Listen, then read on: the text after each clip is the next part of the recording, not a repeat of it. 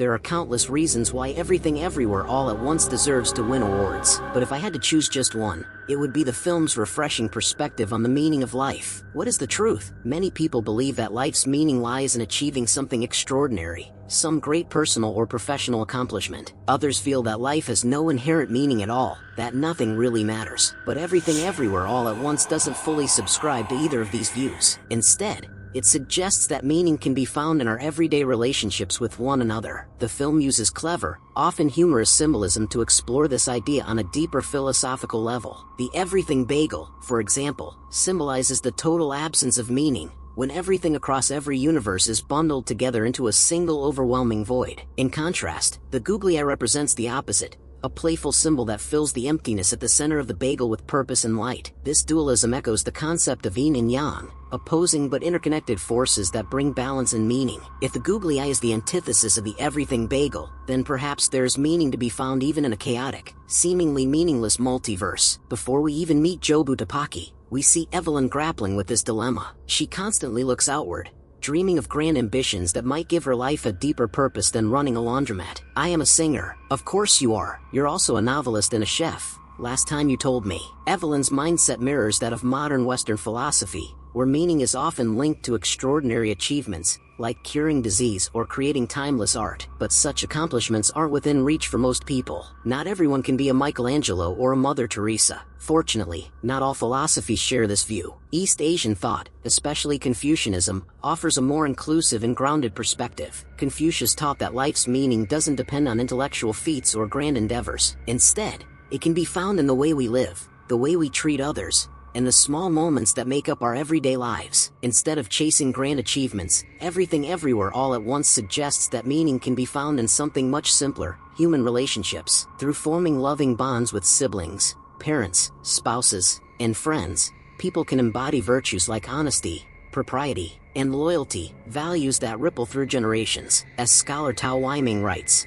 Confucianism leads us to realize the ultimate meaning of life in ordinary human existence. From this perspective, one of the most profound sources of meaning in life is the family. This idea transcends culture, history, and even the film's multiverse. Across countless versions of reality, familial relationships remain the common thread that ties the characters together. No matter how different their circumstances, the Wangs are always there, always connected. Confucius placed great emphasis on the family. He believed that the character and values learned from parents form the moral foundation of a person's life. Parents shape the next generation, raising children who can live not only successful lives, but good ones. Since these children go on to impact society, culture, and the world, parenting itself becomes a noble and deeply meaningful pursuit. This idea plays out powerfully through the origin story of Jobu Tapaki in the Alphaverse. After discovering verse jumping and recognizing Joy's vast potential, Alpha Evelyn pushed her daughter far beyond her limits. You saw her potential, so you pushed her beyond her limit. Just like her counterpart in the main universe, Alpha Evelyn was consumed by the idea of achieving greatness,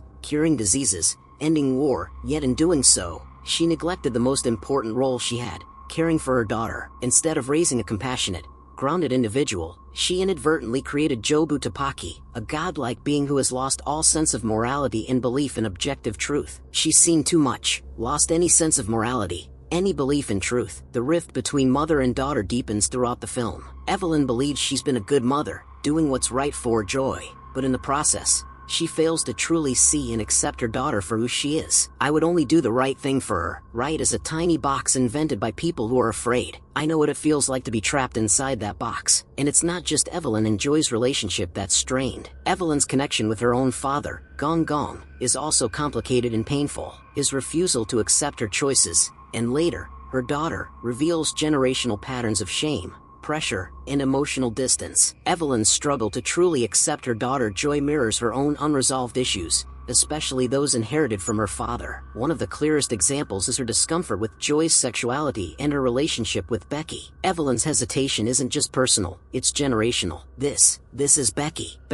It's also evident that Evelyn sees her own perceived failures reflected in Joy. She labels her daughter as stubborn, aimless, a mess. Just like herself, she turned out to be stubborn, aimless, a mess. Just like her mother, this lack of empathy and understanding forms the emotional core of the film's conflict. Evelyn can't accept who Joy is, so she tries to mold her into someone else, without recognizing the damage this causes. It's precisely this lack of connection that fuels the transformation of Joy into Jobu Tapaki, and their shared spiral into nihilism. If nothing matters, then why care at all? We're just going around in circles, doing laundry and taxes, and laundry, and taxes. Amidst this existential chaos, only one character consistently offers a meaningful alternative: Waymond. He isn't remarkable in the traditional sense. He doesn't seek glory or success, yet he's the only one who seems genuinely content, because he chooses kindness, he chooses love, and he chooses family. Evelyn, caught up in regret over roads not taken and unmet expectations, can't see this at first. She sees Waymond as a disappointment,